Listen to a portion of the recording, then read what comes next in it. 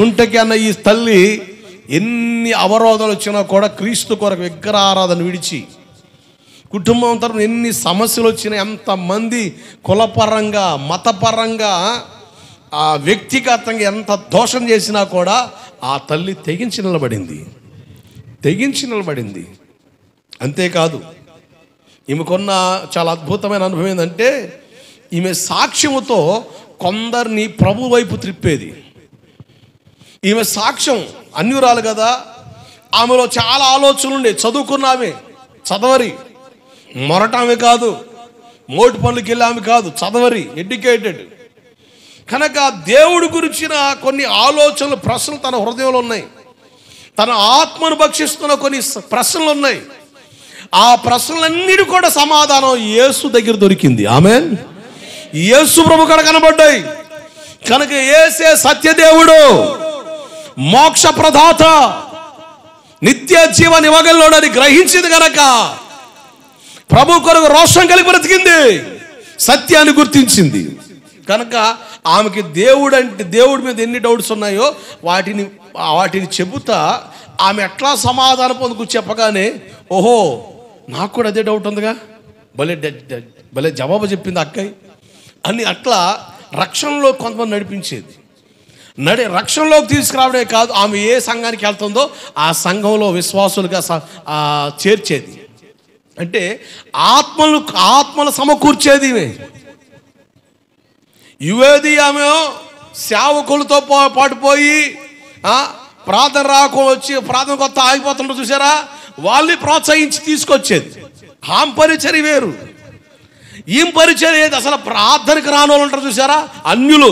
యేసు ప్రభు దేవుడు ఎట్టవుతాడు అన్నోళ్ళకి సాక్ష్యాన్ని చెప్పి, తన జీవితంలో దేవుడు చేసిన కార్యం చెప్పి, అట్లా రక్షణలో నడిపించి ఆమె ఏ సంఘానికి వెళ్తుందో ఆ సంఘానికి తీసుకొచ్చి కలిపేది, సేవకుడి చేతికి అప్పగించేది. అటువంటి వాళ్ళు ఇప్పుడు ఎంతమంది ఉన్నాం కదండి. మీరు అందరూ ఆ పనులు చేస్తే సంవత్సరానికి వచ్చేపాటికి ఈ గ్రౌండ్ సరిపోద్దా? సుంటికే లేక ప్రతి ఒక్కరు, ఇప్పుడు ఇక్కడ దాదాపు 100 మంది పైగా ఉన్నాం, అందరూ కనీసం నా బాధ్యత ఒక్క వ్యక్తిగా నేను స్వార్థ చేసి సంఘంలో నడిపిస్తా, నేను ఏ సహవాసంలో బలపడుతున్నానో ఆ సహవాస సేవకుడికి అప్పగిస్తాను అని ప్రతి ఒక్కరు స్ఫూర్తి తీసుకొని పనిచేస్తే సంవత్సరానికి వచ్చేపాటికి ఖచ్చితంగా మందిరాలు ఎక్స్టెండ్ అయిపోతాయిగా. అవ్వమంటారా? జరగమంటారా? జరుగుతాయి. ఇప్పుడు పెద్ద పెద్ద సంఘాలుగా పిలబడుతున్న సంఘాల కాపర్లు బయటికి వెళ్ళి తిప్పలు పడే పరిస్థితులు కాదు.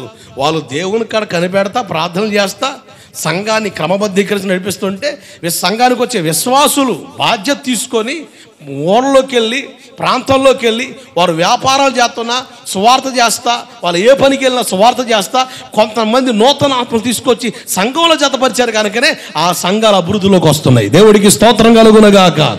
పాస్టర్ గారిది ఏముండదు, ఇక్కడ నిలబడి వాక్యం చెప్పడమే. కానీ బాధ్యత ఏంటంటే మీ కొరకు లెక్క చెప్పవలసిన వారికి మేము పని చేయాలి కనుక మీకు కావాల్సిన ఉపదేశాన్ని, దైవిక క్రమాన్ని, పద్ధతిని, విధానాన్ని మీకు నేర్పాలి. మేము ఆటోమేటిక్గా సంఘ విస్తరణ జరిగిపోద్ది.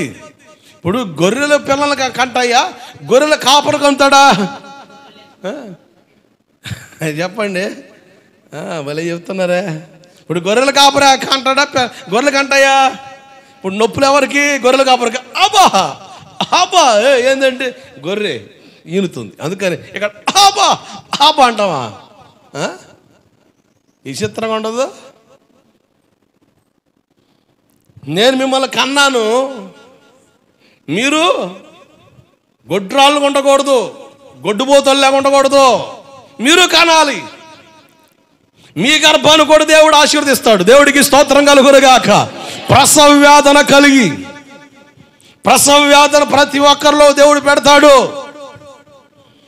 ఈ తల్లి చక్కగా అట్లా ప్రభుని ఎరగని వాళ్ళకి సువార్త చేసి ప్రభువులో నడిపించింది. నేను రక్షించబడ్డ తొలి దినాల్లో నేను కొన్ని ఏరియాస్కి వెళ్ళి సువార్త చేసి కొన్ని హాస్టల్స్ ఉంటాయి కదా, ఆ హాస్టల్స్లోకి వెళ్ళి వార్డెన్ గారు పర్మిషన్ తీసుకొని ఆదివారం పూట కాసేపు వాళ్ళకి ప్రార్థన చేయడానికి వెళ్ళి వాళ్ళకి సువార్త చేసేవాడిని. ఆ సువార్తలో రక్షణ పడ్డోళ్ళు ఉంటే మా దరిదాపు, మా ఎర్రగూడెం దరిదాపులో ఐటీడీ ఉంది. ఐటీడీ గారి ప్రతి శనివారం నేను కొండ మీద ప్రార్థనకి వెళ్తా. ఆ కొండను కాసుకొని ఈ స్కూల్ ఉంటుంది. వీళ్ళు హాస్టల్లో ఉంటారు పిల్లలు. నేను ఆడికి వెళ్ళిపోయి వాళ్ళని తీసుకొని కొండ మీదకి వెళ్ళిపోతా. ప్రార్థన చేస్తాం కాసేపు. ఆదివారం పూట మెల్లగా వాళ్ళని మా మందిరం నడిపించేవాడిని. ఒక లాంగ్ అనుకోండి, ఆ దరిదాపులో పాస్టర్ గారు ఎవరు ఉంటే ఆ పాస్టర్ గారిని పరిచయం చేసుకొని ఎక్కడ ఎవరైతే స్కూల్లో హాస్టల్లో వాక్యం విని కాస్త ప్రార్థన కొడుతున్నారో వాళ్ళు ఆదివారం అటు పంపించేవాడిని.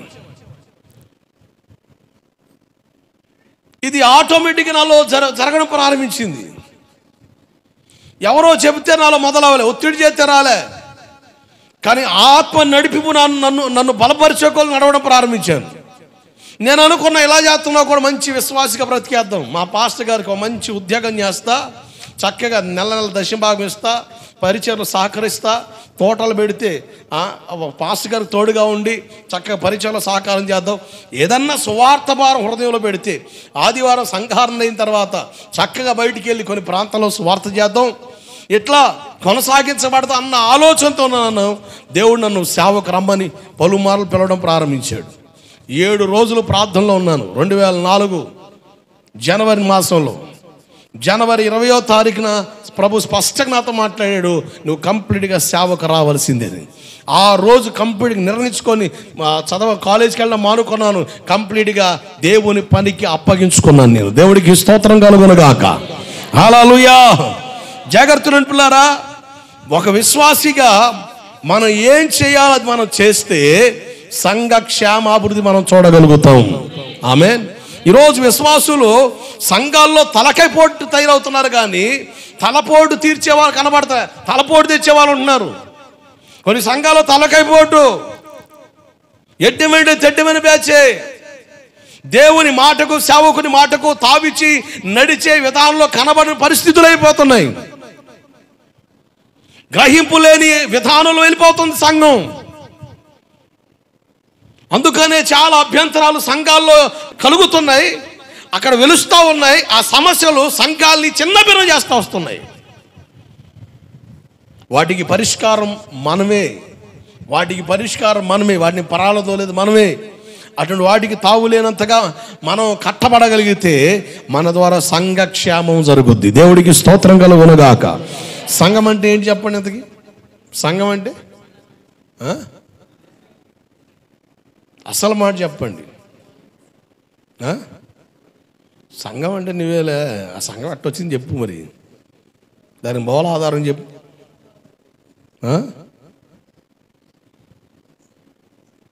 పలు రకాల ఆలోచనలు ఉన్నాయి కనుక ఏ దొరికితే అది చెప్పేస్తాం. సంఘం అంటే ఒక మాటలో చెప్పండి, ఆయన శరీరం. ఏంటి? సంఘాన్ని దేంతో పోల్చాడు ఆయన? శరీరంతో పోల్చాడా? మనల్ని దేంతో పోల్చాడు ఆయన? మీరు 1 కొరింథీ పత్రిక 12వ అధ్యాయం చదివితే ఈ వివరాలు మీకు అర్థమవుతాయి. మనల్ని అవయవాలతో పోల్చాడు. దేంతో పోల్చాడు? అవయవాలతో పోల్చాడు. ఇప్పుడు సంఘం అంటే ఎవరు? ఇప్పుడు ఆయన శరీరం.